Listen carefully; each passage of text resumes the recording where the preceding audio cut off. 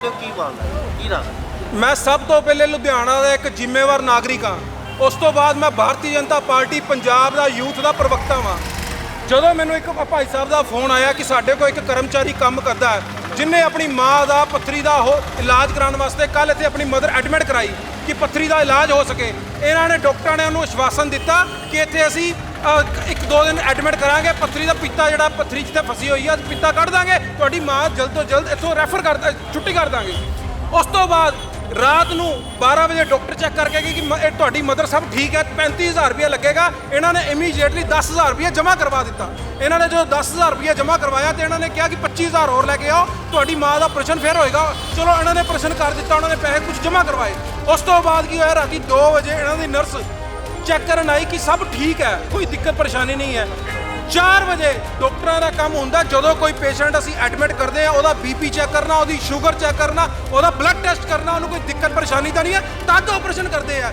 ਲੇਕਿਨ ਇਹਨਾਂ ਦੀ ਅਣਗਹਿਲੀ ਕਰਕੇ ਅੱਜ ਇਸ ਬੱਚੇ ਦੀ ਮਾਂ ਇਸ ਦੁਨੀਆ ਤੇ ਨਹੀਂ ਰਹੀ, ਜੋ ਕਿ ਬੜੀ ਹੀ ਮੰਦਭਾਗੀ ਘਟਨਾ ਹੈ। ਮੈਂ ਇਹਦੀ ਸਖਤ ਸ਼ਬਦਾਂ ਦੇ ਵਿੱਚ ਨਿੰਦਾ ਕਰਦਾ ਤੇ ਪ੍ਰਸ਼ਾਸਨ ਨੂੰ ਤੇ ਲੁਧਿਆਣੇ ਦੇ ਡੀਸੀ ਸਾਹਿਬ ਨੂੰ ਔਰ ਪੁਲਿਸ ਕਮਿਸ਼ਨਰ ਸਾਹਿਬ ਨੂੰ ਬੇਨਤੀ ਕਰਦਾ ਇਹ ਡਾਕਟਰ ਸਾਹਿਬ ਤੇ ਜਿਹੜੀ ਬਣਦੀ ਕਾਰਵਾਈ ਹੈ ਜਲਦ ਤੋਂ ਜਲਦ ਕੀਤੀ ਜਾਵੇ। ਤੇ ਜਦੋਂ 4 ਵਜੇ ਰਾਤੀ ਇਹਦੀ ਮਦਰ ਦੀ ਡੈਥ ਹੋਈ ਤੇ ਮੁੰਡੇ ਨੇ ਆਪਣੀ ਮਦਰ ਨੂੰ ਇਹ ਹੱਥ ਲਾਇਆ ਤੇ ਉਹਦਾ ਸਰੀਰ ਠੰਡਾ ਹੋ ਚੁੱਕਾ ਸੀ। ਤੇ ਜਦੋਂ ਸਰੀਰ ਠੰਡਾ ਹੋ ਗਿਆ ਇਹਨੇ ਜਾ ਕੇ ਨਰਸ ਨੂੰ ਉਠਾਇਆ, ਨਰਸਾਂ ਡਾਕਟਰ ਸਟਾਫ ਸਭ ਸੁੱਤੇ ਪਏ ਸੀਗੇ। ਤੇ ਜਦੋਂ ਸੌਣ ਦੇ ਬਾਵਜੂਦ ਇਹਨਾਂ ਨੇ ਕਿਹਾ ਕਿ ਮੇਰੀ ਮਾਂ ਨੂੰ ਦੇਖੋ, ਮੈਨੂੰ ਲੱਗਦਾ ਮੇਰੀ ਮਾਂ ਨੂੰ ਕੁਝ ਹੋ ਗਿਆ। ਲੇਕਿਨ ਇਹਨਾਂ ਨੇ ਕਹਿੰਦੇ ਕੋਈ ਗੱਲ ਨਹੀਂ, ਦੇਖते हैं, दिखाते हैं, करते हैं, कराते हैं। ਉਸ ਤੋਂ ਬਾਅਦ ਇਹਨਾਂ ਡਾਕਟਰ ਬੁਲਾਇਆ, ਕਹਿੰਦੇ ਜੀ हमको लगता है इनको हार्ट अटैक हो गया। ਇੱਦਾਂ ਕਿੱਦਾਂ ਹਾਰਟ ਅਟੈਕ ਹੋ ਗਿਆ? ਇੱਕ ਬੰਦਾ ਆਪਣੀ ਮਦਰ ਨੂੰ ਇਲਾਜ ਕਰਾਉਣ ਵਾਸਤੇ ਇੱਥੇ ਹਸਪੀਟਲ ਭੇਜਦਾ ਪਿਆ ਤੇ ਇਹ ਗੱਲ ਕਹਿ ਰਿਹਾ ਕਿ ਹਾਂ ਵੀ ਮੇਰੀ ਮਾਂ ਦਾ ਪੱਥਰੀ ਦਾ ਆਪਰੇਸ਼ਨ ਕਰ ਦਿਓ। ਤੇ ਇਹਨਾਂ ਨੇ ਸਿਰਫ ਇੱਕ ਪ੍ਰਵਾਸੀਆਂ ਦੇ ਮਗਰ ਖੜੂਗਾ ਨਹੀਂ, ਇਹਨਾਂ ਨੇ ਉਹਨਾਂ ਦੀ ਜਿੰਦੀ ਜਾਗਦੀ ਮਾਂ ਮਾਰ ਦਿੱਤੀ। ਮੈਂ ਪ੍ਰਸ਼ਾਸਨ ਨੂੰ ਕਹਿਣਾ ਚਾਹੁੰਦਾ ਇਹ ਡਾਕਟਰ ਸਾਹਿਬ ਤੇ ਜਿਹੜੀ ਬਣਦੀ ਕਾਰਵਾਈ ਹੈ ਉਹ ਜਲਦ ਤੋਂ ਜਲਦ ਕੀਤੀ ਜਾਵੇ। ਦੁਨੀਆ ਦੇ ਵਿੱਚ ਪੈਸਾ, ਧਨ, ਦੌਲਤ, ਸ਼ੋਹਰਤ, ਅਹੁਦੇ ਸਭ ਕੁਝ ਵਾਪਸ ਆ ਸਕਦੇ ਆ, ਲੇਕਿਨ ਜਦੋਂ ਕਿਸੇ ਪਰਿਵਾਰ ਦਾ ਜੀ ਜਾਂਦਾ ਉਹ ਕਦੀ ਵਾਪਸ ਨਹੀਂ ਆਉਂਦਾ। ਪਹਿਲਾਂ ਵੀ ਕੋਈ ਮਾਮਲੇ ਆ ਚੁੱਕੇ ਇਹਨਾਂ ਦੇ? ਪਹਿਲੇ ਵੀ ਇੱਕ ਮਾਮਲਾ ਆਇਆ ਸੀ, ਇਹਨਾਂ ਨੇ ਇਦਾਂ ਹੀ ਬਿਹਾਰ ਦਾ ਇੱਕ ਨੌਜਵਾਨ ਸੀ, ਉਹਨੂੰ ਇਦਾਂ ਹੀ ਕੋਈ ਗਲਤ ਟੀਕਾ ਲਗਾ ਕੇ ਉਦੋਂ ਡੈਥ ਹੋ ਗਈ। ਮੈਨੂੰ ਨਹੀਂ ਪਤਾ, ਮੈਂ ਪਿਛਲੀ ਗੱਲਾਂ 'ਚ ਨਹੀਂ ਜਾਣਾ ਚਾਹੁੰਦਾ, ਮੈਂ ਤਾਂ ਵਰਤਮਾਨ 'ਚ ਜਿੰਨਾ ਵਰਤਮਾਨ ਦੀ ਗੱਲ ਕਰਦਾ। ਇਹਨਾਂ ਨੇ ਇਦਾਂ ਦਾ ਕਾਨੂੰਨਾ ਕੰਮ ਕਿਉਂ ਕੀਤਾ? ਜਦੋਂ ਅਸੀਂ ਅੰਦਰ ਡਾਕਟਰ ਸਾਹਿਬ ਦਾ ਵਰਚਨ ਲੈਣ ਗਏ, ਡਾਕਟਰ ਸਾਹਿਬ ਨੂੰ ਬੇਨਤੀ ਕੀਤੀ ਕਿ ਡਾਕਟਰ ਸਾਹਿਬ ਕਾਰਨ ਕੀ ਹੋਇਆ, ਕਿਉਂ ਉਹਦੀ ਮੌਤ ਹੋ ਗਈ?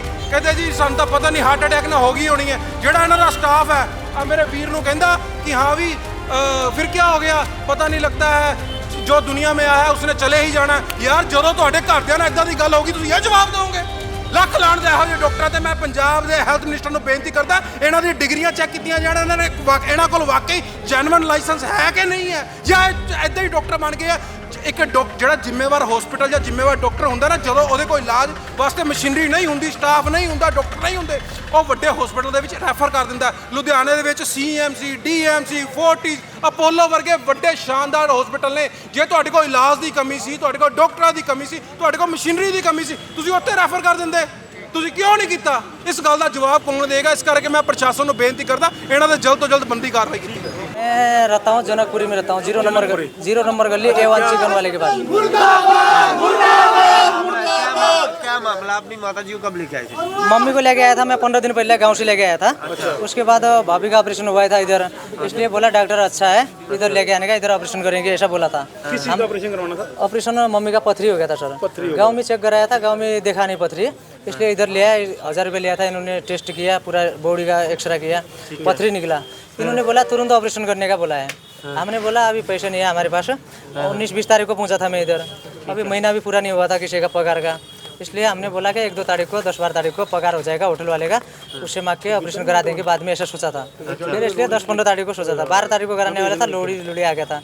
फिर 15 तारीख को सुबह डॉक्टर ने फ़ोन किया था, फिर ले गया वो, बोला उसके बाद फिर बोला एक्सरा करना पड़ेगा बोला, फिर दोबारा एक्सरा करने के बाद फिर बोला एक्सरा में हमको कुछ बताया भी नहीं है, तुरंत बोला ऑपरेशन करने का बोला है। ऑपरेशन करने के बाद फिर भाई ने लेके आया मम्मी को इधर, उसके बाद फिर 5 बजे सुबह होने वाला था ऑपरेशन बोला है। मम्मी को ऐसा हॉस्पिटल में पहली बार लिया था, ऐसा डर लगा था बोल रहा था, डर की वजह से बीपी बढ़ गया था।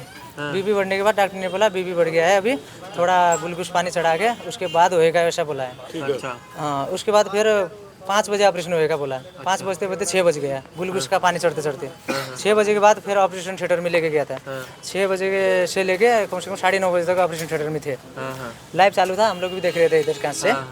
उसके बाद फिर लेके आए, फिर बेहोश में थे वो लोग, ठीक है। रूम पे लेके आए, बेहोश में लेके आए।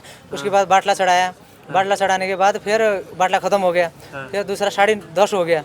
उसके बाद दूसरा मैडम आया था एक, वो बोल रहा है मेरा खाना का टाइम हो गया, बाटला तो चढ़ाने का था, वो दूसरा तो ख़त्म हो गया, दूसरा भी चढ़ाने का था उसको, बाटला ख़त्म हो गया। उसके बाद बोल रहा है फटाफट चढ़ा दो, मेरा खाना खाने का टाइम हो गया, मैं जाने का है बोला है।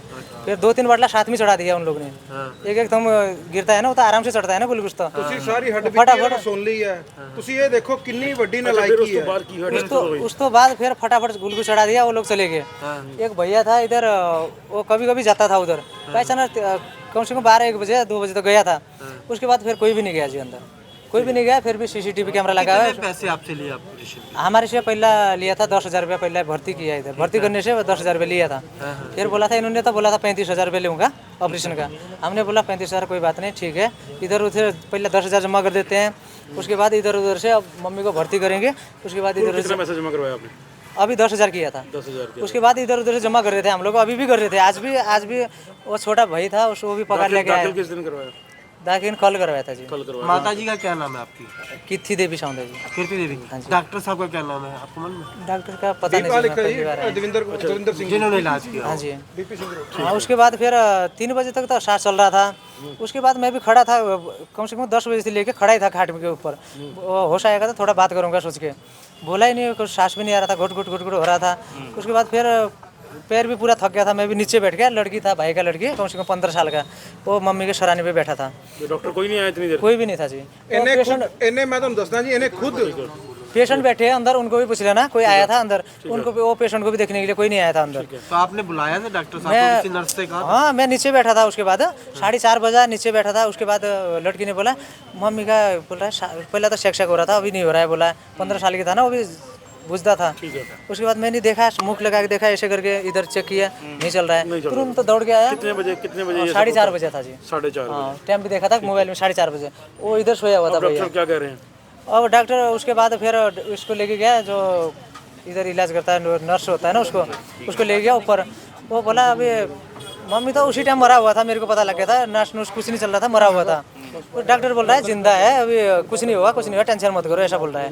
मशीन लगाया, उसके हाथ में लगा रहा था, मशीन चल रहा था, मम्मी के हाथ में चल ही नहीं रहा था, वो तो मरा हुआ था ना। डॉक्टर तो कह रहे हैं उनको हार्ट अटैक हुआ है। कहाँ हार्ट अटैक हुआ जी? उन लोगों ने चेक ही नहीं किया ऐसा करके, लापरवाही किया जी इन लोगों ने। ਮੈਂ ਇਹੀ ਗੱਲ ਕਹਿਣਾ ਚਾਹੁੰਦਾ ਕਿ ਤੁਸੀਂ ਦੇਖੋ ਕਿੱਡੀ ਵੱਡੀ ਨਲਾਇਕੀ ਹੈ। ਲੁਧਿਆਣੇ ਵਰਗੇ, ਅਸੀਂ ਮਾਨਚੈਸਟਰ ਦੇ ਵਿੱਚ ਰਹਿੰਦੇ ਆ, ਐਡਾ ਵੱਡਾ ਲੁਧਿਆਣਾ ਸ਼ਹਿਰ ਹੋਵੇ, ਲੁਧਿਆਣੇ ਦੇ ਵਿੱਚ CMC, DMC, ਫੋਰਟਿਸ, ਅਪੋਲੋ ਵਰਗੇ ਵੱਡੇ ਹਸਪੀਟਲ ਹੈ। ਜੇ ਡਾਕਟਰ ਸਾਹਿਬ ਕੋ ਇੰਤਜ਼ਾਮ ਨਹੀਂ ਸੀਗੇ, ਜੇ ਡਾਕਟਰ ਸਾਹਿਬ ਕੋ ਮਸ਼ੀਨਰੀ ਦੀ ਕਮੀ ਸੀ, ਸਟਾਫ ਦੀ ਕਮੀ ਸੀ, ਕਿਸੇ ਚੀਜ਼ ਦੀ ਕਮੀ ਸੀ, ਤੁਸੀਂ ਵੱਡੇ ਹਸਪੀਟਲਾਂ 'ਚ ਰੈਫਰ ਕਰਦੇ ਹੋ ਯਾਰ, ਅਗਲੇ ਆਪੇ ਇਲਾਜ ਕਰਾਉਣਗੇ।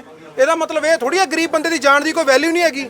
ਜੇ ਕੋਈ ਅਮੀਰ ਹੁੰਦਾ ਤੁਸੀਂ ਰੈਫਰ ਕਰਦੇ ਹੋ, ਗਰੀਬ ਬੰਦੇ ਨੂੰ ਕਹਿੰਦੇ ਮਰਦਾ ਮਰੇ। ਉਸ ਤੋਂ ਬਾਅਦ ਜੋ ਡਾਕਟਰ ਸਾਹਿਬ ਦਾ ਵਰਸ਼ਨ ਲਿੱਤਾ ਗਿਆ, ਡਾਕਟਰ ਸਾਹਿਬ ਨੇ ਇੱਕੋ ਹੀ ਗੱਲ ਕਹਿੰਦੇ ਆ, ਹਾਰਟ ਅਟੈਕ ਸੇ ਮੌਤ ਹੋ ਗਈ।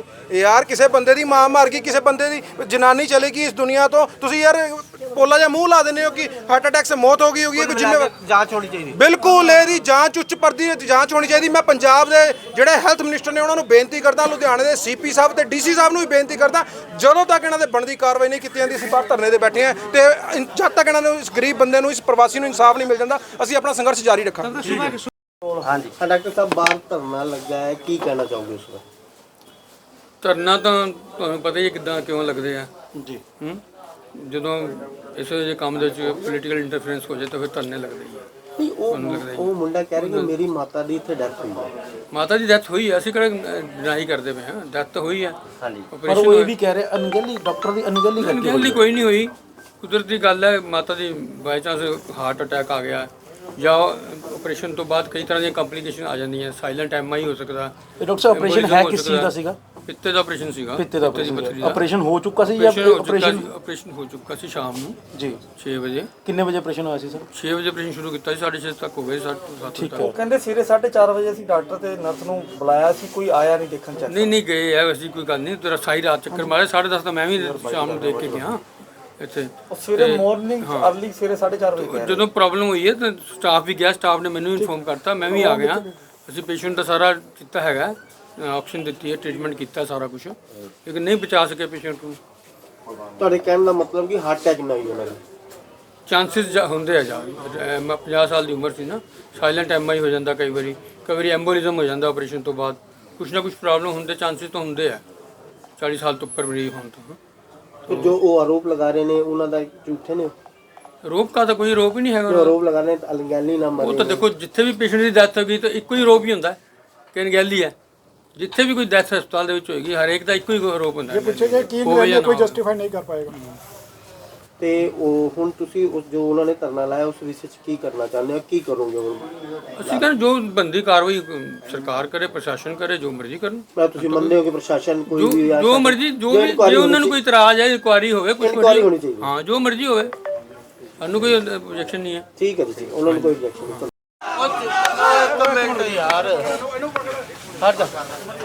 ਅੰਦਰ ਕੀ ਮਾਮਲਾ ਕੀ ਹੈ? ਸਰ ਨਾਲ ਗੱਲ ਕਰੀ ਉਹ ਕਹਿੰਦੇ ਆਪਰੇਟ ਕੀਤਾ ਸੀ ਕਿਸੇ ਲੇਡੀ ਦਾ ਜੀ। ਹੁਣ ਆਪਰੇਟ ਹੋਇਆ, ਬਾਕੀ ਡੈਥ ਹੋਈ ਆ, ਉਹਦਾ ਪੋਸਟਮਾਰਟਮ ਹੋਊਗਾ। ਪੋਸਟਮਾਰਟਮ ਤੋਂ ਬਾਅਦ ਡਾਕਟਰਾਂ ਦਾ ਬੋਰਡ ਬਣੂਗਾ। ਉਹ ਡਾਕਟਰਾਂ ਦੇ ਬੋਰਡ ਦੇ ਬਾਅਦ ਕੋਈ ਰੈਗੂਲਰ ਅਸੀਂ ਪ੍ਰੂਵ ਹੁੰਦੇ ਫਿਰ ਉਸ ਹਿਸਾਬ ਨਾਲ ਦੇਖਿਆ ਜਾਊਗਾ। ਡਾਕਟਰ ਵੀ ਕਹਿ ਰਹੇ ਨੇ ਕਿ ਜਾਂਚ ਹੋਣੀ ਚਾਹੀਦੀ ਹੈ ਕਿ ਲੱਗਦਾ ਕਿ ਅਣਗਹਿਲੀ ਹੋਈ ਆ। ਨਹੀਂ ਅਸੀਂ ਨਹੀਂ ਇਹਦੇ ਬਾਰੇ ਕਹਿ ਸਕਦੇ। ਡਾਕਟਰਾਂ ਦਾ ਬੋਰਡ ਹੋਊਗਾ, ਪੋਸਟਮਾਰਟਮ ਹੋਊ, ਪੋਸਟਮਾਰਟਮ 'ਚ ਕਲੀਅਰ ਹੋ ਜਾਊਗਾ ਜੋ ਵੀ ਹੋਇਆ। ਠੀਕ ਓਕੇ ਥੈਂਕ ਯੂ ਅਗਰ ਸਹੀ ਹੋ ਤਾਂ ਗੱਲ ਰੱਖੋ ਆਪਣੀ ਪੁੱਛਿਆ ਮੰਗ ਕੀ ਹੈ ਕਹਿੰਦੇ ਇਹਨਾਂ ਨੇ ਪੁੱਛਿਆ ਵੀ ਹੈ ਸੋ ਸਪੋਰਟ ਕਰ ਰਹੇ ਸੀ ਉਹ ਕਹਿੰਦੇ ਮੰਗ ਕੀ ਹੈ ਕਹਿੰਦੇ ਪੈਸੇ ਲੈਣੇ। ਕਿੰਨੇ ਕੇ ਅਸੀਂ ਸਵਾਲ ਕਰਦੇ